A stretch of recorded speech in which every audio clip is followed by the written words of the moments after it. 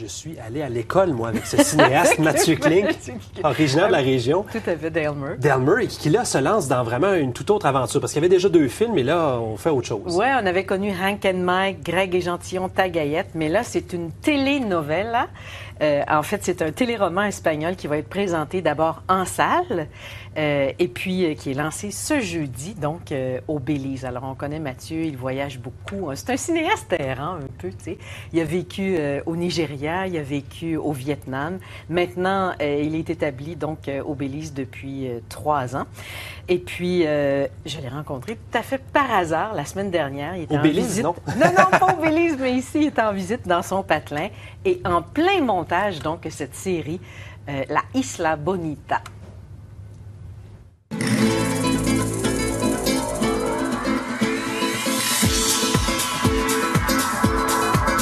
C'est le démo de La Isla Bonita. C'est ça. La première telenovela, qui est un téléroman espagnol de Belize. En Amérique centrale et au Mexique, presque tout le monde est obsédé par ça. Tout le monde écoute ça. Entre 6h et 9h le soir, là, toutes les femmes s'installent puis écoutent leur telenovela. C'est vraiment le fun de voir ça. Moi, j'ai fait la plupart de mon expérience en cinéma. Hein. Alors, j'ai dit, pourquoi qu'on fait pas une telenovela, mais qu'on la mette pas sur le grand écran? Il y a plein de salles au Belize. Alors, à la place de mettre ça à la télévision, on va commencer au moins sur le grand écran pour que les gens de là-bas puissent se voir de même. Là. Tu nous accroches. C'est bon! C'est le fun, hein? T'as pas pris la chanson de Madonna, La Isla Bonita? Je sais pas si on a le droit. Ça te coûterait beaucoup d'argent. C'est ça. Un jour, on va l'avoir. Oui.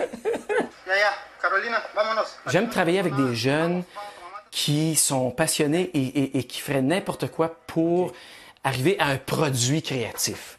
C'est des gens qui n'ont jamais acté, c'est des gens qui n'ont jamais fait de caméra, c'est des gens qui n'ont jamais fait de son aussi, tu sais.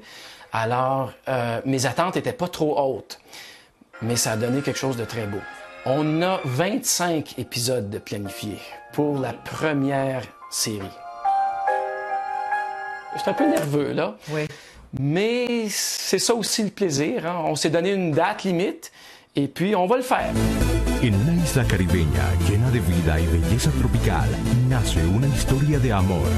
L'idée, là, c'est de bâtir un projet renouvelable aussi. Hein? C'est pour faire de l'entraînement et que ces jeunes-là puissent continuer à faire des émissions comme ça, les présenter en salle, les présenter à la télévision et éventuellement les vendre à travers l'Amérique latine.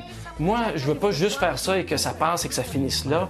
Je veux vraiment inspirer ces jeunes-là à continuer à faire leur passion et d'être capable de s'exprimer de façon créative et que ça fasse un produit qui est vendable partout.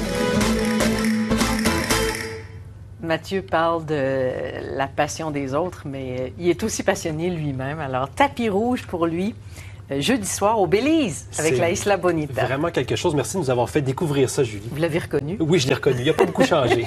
Merci.